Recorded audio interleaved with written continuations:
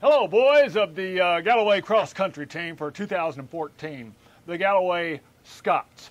My name is Vic Victory, and I'm coming to you from my cozy little fireside here in Nashville, Tennessee. That's where I'm coming from, and I'm very glad we had a day where the temperatures were moderated some, so that so that we could have the fireside chat. Because frankly, if it was typical late July weather, I would have eschewed the fireside. But let me tell you a little bit about who I am. Again, my name is Vic Victory, and I'm a nationally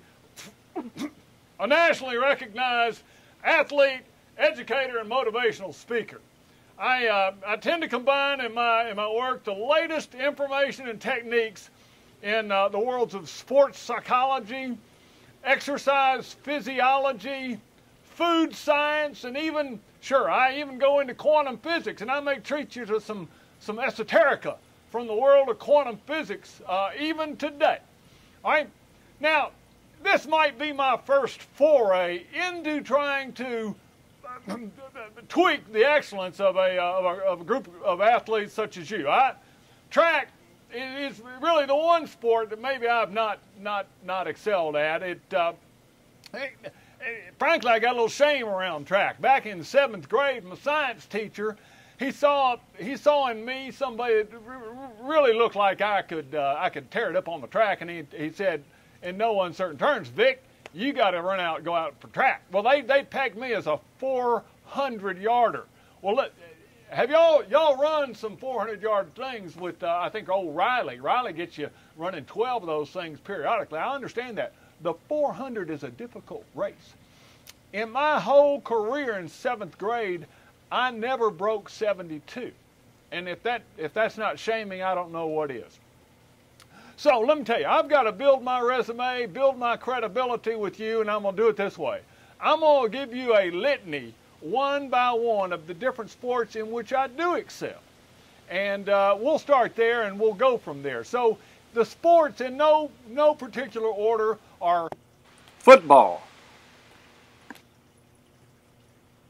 basketball,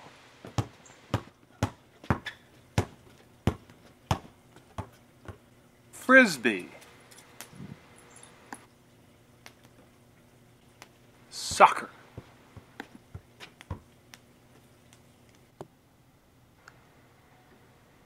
golf,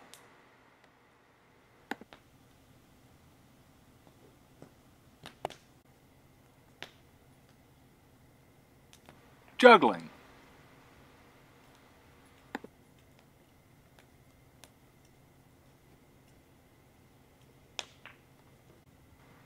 yoga,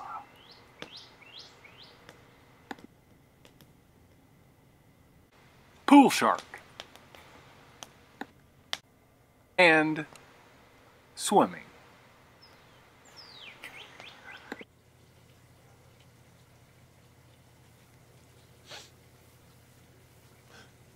Hey, Vic Victory back here, day 2. Day 2 it is. And you can tell it's day 2 because the fire's going down. A little warmer today, and so the fireside chat, we kind of put that on the quietus. I hope that my effort to establish credibility with you has been successful, and that you know that I'm a multifaceted athlete. Now I'm going to get into the guts of what I have to say to you as we go into Galloway's 2014 cross-country track season. Riley Friedman, he did a nationwide search and found me after, intense negotiations where I extorted a 7-figure fee from Galloway. I think we're going to have an extra leg of fundraising this coming year to pay for my fee, but it'll be well worth it.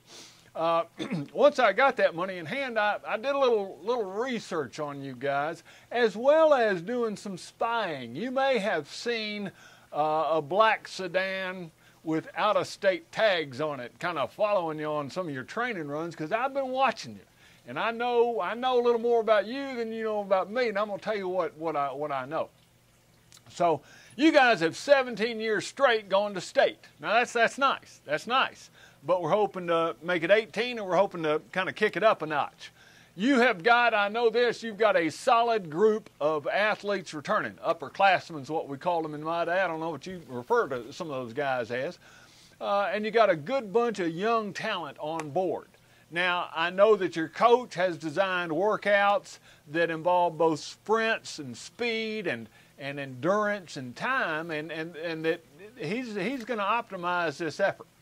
I also know, I've watched you, that a few of you have a little bit of a tendency to slack off, to not go that extra leg, to do what I like to refer to as the de minimis. That's Latin. Now, but there's a problem with that, because we got Riley. Riley, he's putting the role as captain here, playing the heavy. Now, and that's no fun.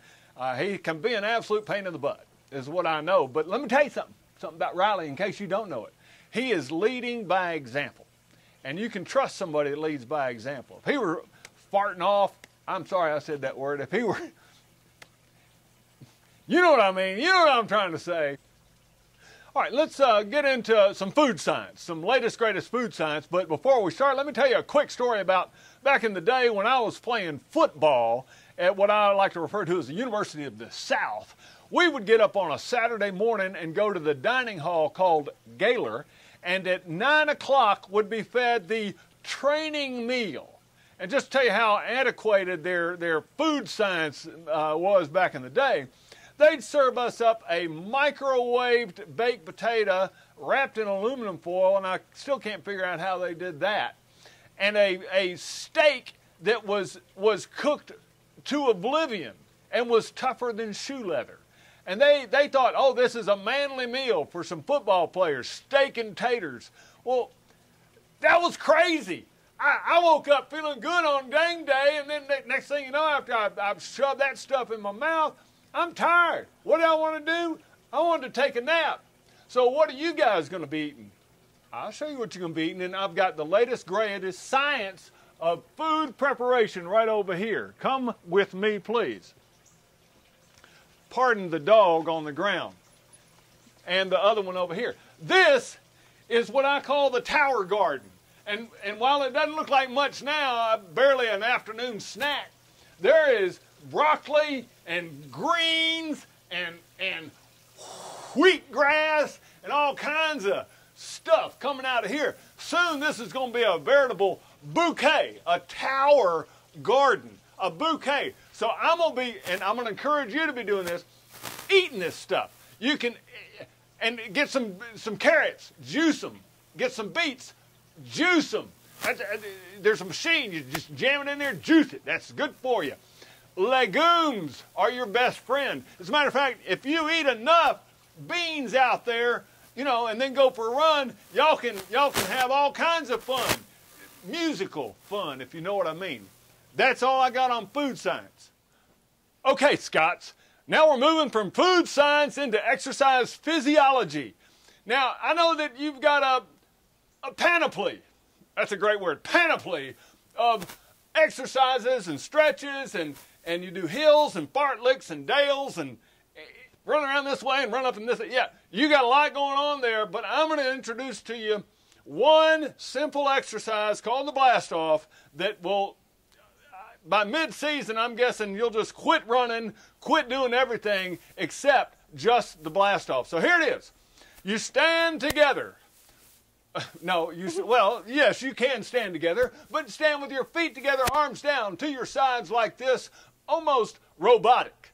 Then you slap your hands together up top. Try to get as vertical as you can, like an arrow flying through the air.